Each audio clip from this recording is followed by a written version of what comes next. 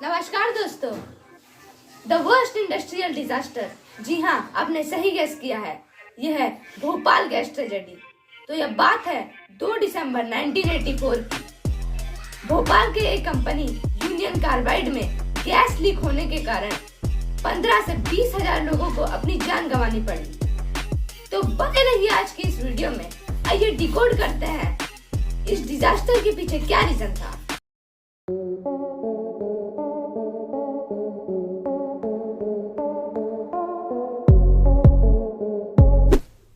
तो जान लेते हैं सबसे पहले यूनियन कार्बाइड कंपनी के बारे में। ये company basically batteries, rocket fuels और पेस्टिसाइड्स में डील करती थी। ये कंपनी का अभी हाल फिलहाल नाम है एवरेडी इंडस्ट्रीज, जो कि अभी भी काफी पॉपुलर है। ये कंपनी 1934 में स्टार्ट हुई थी और इंडियन सब कॉन्टिनेंट में काफी ज्यादा सक्सेसफुल रही। तो क्या कारण है कि कंपनी के 50वें साल में इतना बड़ा डिजास्टर हुआ और पूरी देश और दुनिया को झंझोर के रख दिया और इंडस्ट्रियल सेफ्टी और प्रोटोकॉल्स के मामले में एक बड़ा क्वेश्चन मार्क लगा दिया।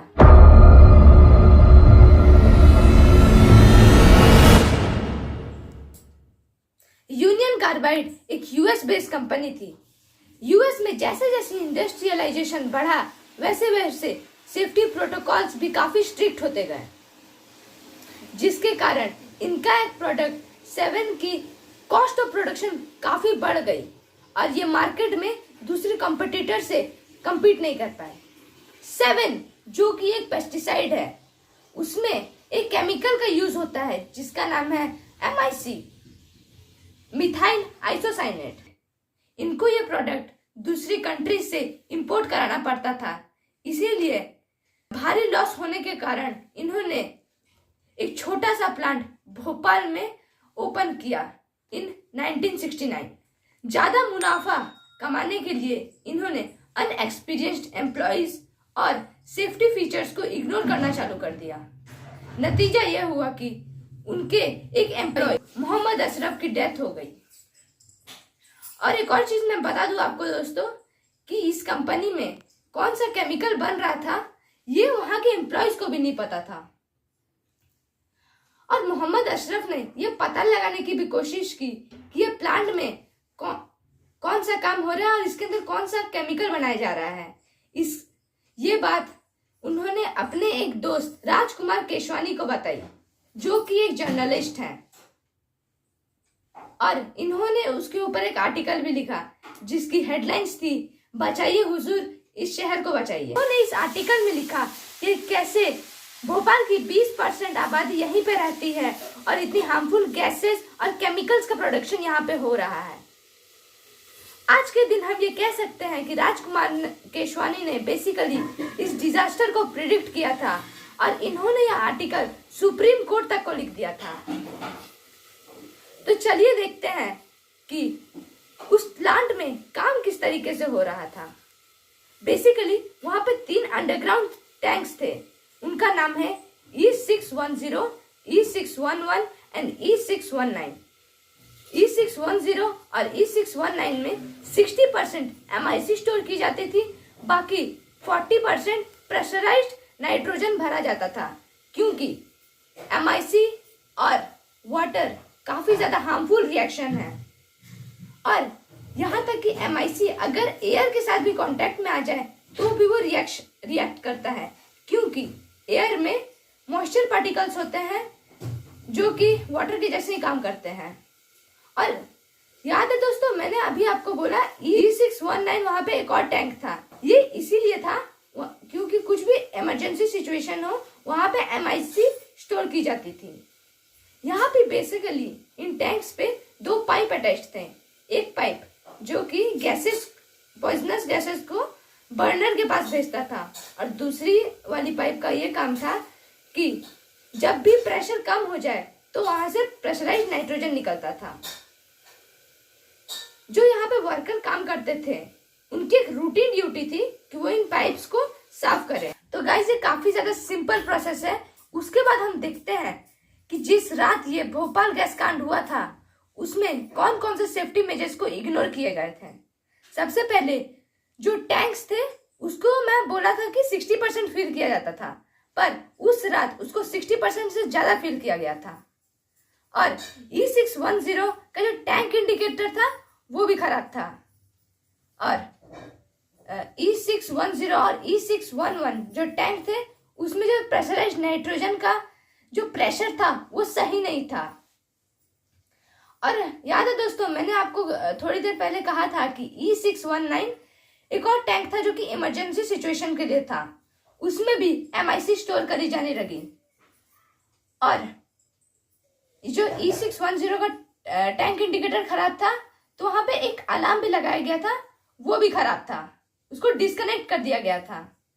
और जो दूसरी एक पाइप थी जो वेंट के पास जाती थी, वो वेंट था वो स्विच ऑफ किया हुआ था। तो गाइज ये सारे सेफ्टी मेजर्स थे जिसको इग्नोर किया गया था। और ये इतनी हैरानी की बात नहीं है कि इसके वजह से इतना बड़ा डिजास्टर हैपन हुआ। तो यह बात है 2 दिसंबर 1984 की।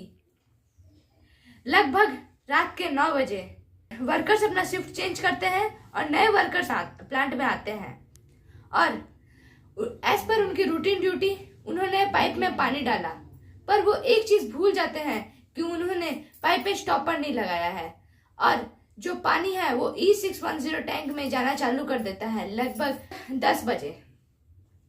और उन्होंने ये ऑब्जर्व किया कि जब वो पानी डाल रहे हैं तो दूसरी तरफ से वो पानी नहीं निकल रहा है।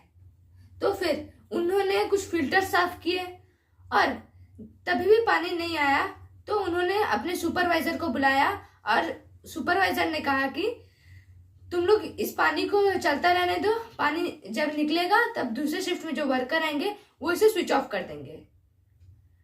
लगभग 1 घंटे बाद 11 बजे दूसरी शिफ्ट के वर्कर आते हैं और उनकी आग जलने लगती है। तब उनको लगा कि कुछ लीक हुआ है, चलो उसको ढूंढते हैं। उन्होंने लीक ढूंढना चालू किया। उनको एक जगह दिखा कि जहां से केमिकल थोड़ा थोड़ा लीक कर रहा है, पर वो बहुत धीरे धीरे लीक कर रहा था, इसीलिए उन्होंने उसको इग्नोर कर दिया। लगभग 1 घंटे बाद इसके पीछे बहुत सारी थ्योरीज बनती है कि ये 1 घंटे में क्या हुआ। कुछ लोग ब्लेम डालते हैं कुछ सुपरवाइजर्स और वर्कर्स पर, और कुछ लोग कहते हैं कि यहाँ पे इन्होंने टी ब्रेक लिया। और लगभग 12:30 बजे ये जब प्लांट में वापस आते हैं तो इनकी आंखें काफी जोर से जलने लगती हैं और इनको ये पता चल गया था कि ये काफी ज्यादा पैनिक सिचुएशन हो गई है। और उनको ये पता चल चुका था कि ये किसी भी इंसान के कंट्रोल के बाहर है। और दोस्तों, मैंने आपको ये कहा था कि ये टैंक्स अंडरग्राउंड है, इसीलिए E610 का प्रेशर काफी ज्यादा हाई होने की वजह से जो नीचे का कंक्रीट है वो टूटने लगता है। और वहां पे एक पाइप थी जो वेंट गैस स्क्रबर में जाती थी, पॉइजनस गैसेस, और वही पाइप और ये जो पॉइजनस गैसेस थी जो कि टैंक के अंदर बन रही थी वो बर्नर के थ्रू बाहर निकलती है। कुछ वर्कर्स उसके ऊपर पानी डालने की भी कोशिश करते हैं, पर जहां से वो हवा निकल रही थी वो पाइप का एरिया बहुत ऊपर था, इसीलिए पानी वहां तक पहुंच नहीं पा रहा था। और देखते ही देखते ये गैस पूरी भोपाल शहर में फैल जाती है। कुछ लोग रात को उठते हैं कि देखने के लिए बाहर क्या हो रहा है, तो वो बहुत जोर जोर से खांसने लगते हैं और उनकी आंखें जलना शुरू कर देती है। कुछ लोग की मौत रात में सोते सोते ही हो जाती है। और कुछ लोग तो डॉक्टर्स के पास भी जाते हैं, पर डॉक्टर्स को पता ही नहीं था कि ये बीमारी कौन सी है और वो प्लांट में कौन सा केमिकल का प्रोडक्शन हो रहा था जिसके वजह से ये गैस रिलीज हो रही है। और डॉक्टर्स ने पेशेंट्स को ऑक्सीजन भी दिया क्योंकि उनको सांस लेने में दिक्कत हो रही थी, पर डॉक्टर्स को ये पता नहीं था कि ऑक्सीजन और MIC काफी ज्यादा जोर से रिएक्ट करते हैं और वाटर से भी बहुत ज्यादा हार्मफुल गैस रिलीज करते हैं। और कुछ लोग की मौत हॉस्पिटल में हो गई। और ये बन जाता है दोस्तों द वर्स्ट इंडस्ट्रियल डिजास्टर। तो आशा करता हूँ दोस्तों आपको ये वीडियो अच्छी लगी होगी। अगर आपको इस तरह की और वीडियोस देखने में इंटरेस्ट है तो आप मेरे चैनल को सब्सक्राइब करके बेल आइकन पे क्लिक कर दीजिए ताकि जब भी मैं एक नई वीडियो पोस्ट करूं तो आपको उसका नोटिफिकेशन मिल जाए। मिलते हैं अगले वीडियो में, तब तक के लिए नमस्कार।